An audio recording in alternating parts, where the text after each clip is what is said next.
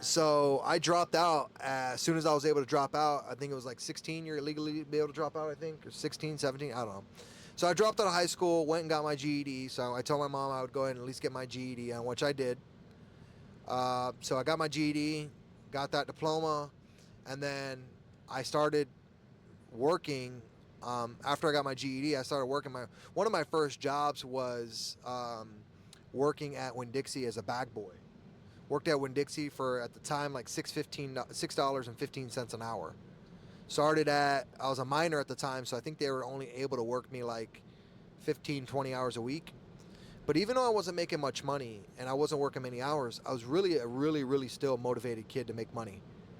And I was working like someone who had to pay like thousands of dollars worth of bills a month. You know, I had the drive in me. Even though I wasn't making money, I had the drive in me. It was just in me. And so I went from working with Dixie for like 2 years, went from part time to full time once I got old enough. And then, I would work, and I got my first job like as a laborer doing like masonry work, like real job, what I call my first real job.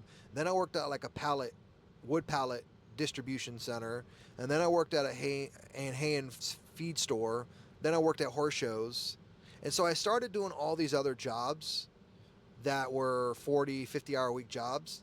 And I did them for years. It wasn't jumping from job to job, and I know that's what it maybe seemed like when I was naming all these places just now. I actually was very stable at all these companies. But I would quit one company to go to another company to make more money or to have a better opportunity.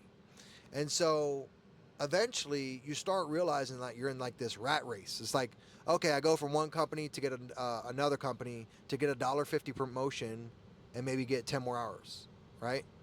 Or 5 more hours. Or I feel like there's more upside to that company. And then I started doing that and doing that and doing that and doing that for year over year over year over year.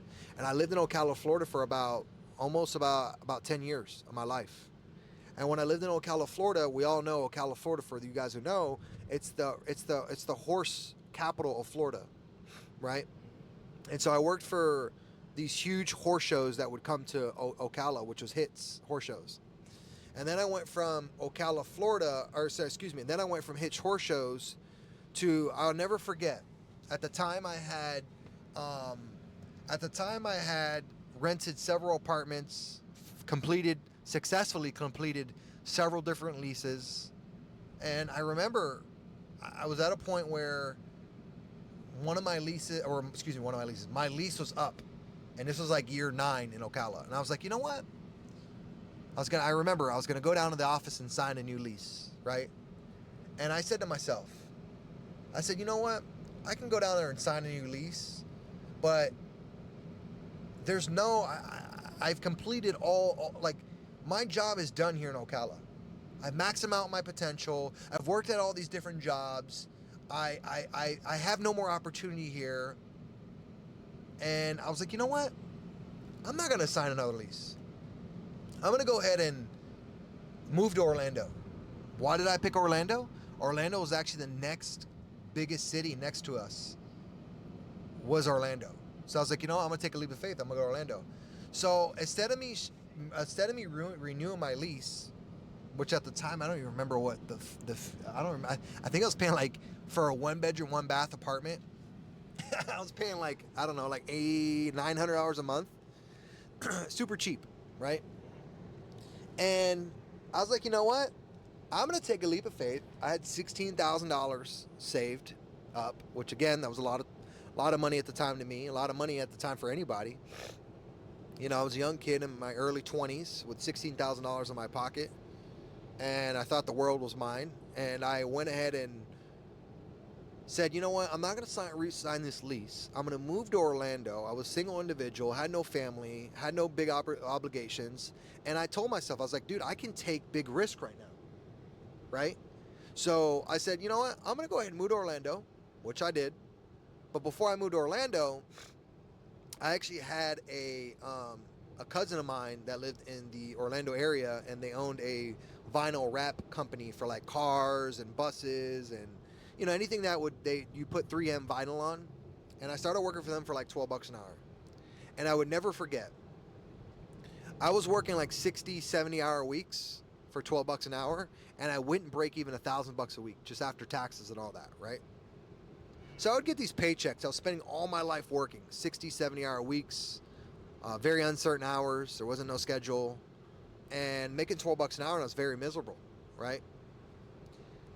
So I remember I looked online one day. At the time, I started at Craigslist because Craigslist was super hot, and I started looking for room rentals. I was on Facebook looking for room rentals because at the time I moved with my cousin for temporary for a few months. So imagine, I moved from Ocala to my cousin's house that I started working for them in the vinyl industry, car wraps, stuff like that. And then I went to, moving out of their house for first. I think I was in their house for like 4 months, but then I was like this adult, and I felt like, man, they have a whole family, and I can't really come home late. Like I felt very confined. I felt like I had a lot of restrictions and all this stuff, right? So I was like, you know what? I looked online. I think it was Craigslist or Facebook. I found a room rental by UCF off of Dean Road for $400 a month. Now, mind you guys, when I came to Orlando, it was a test run for me, and it wasn't one of those things where I said to myself, where I'm gonna be in Orlando forever. This is just a test run to see if I like it. So I contacted the individual on Craigslist or Facebook. I can't remember what it was.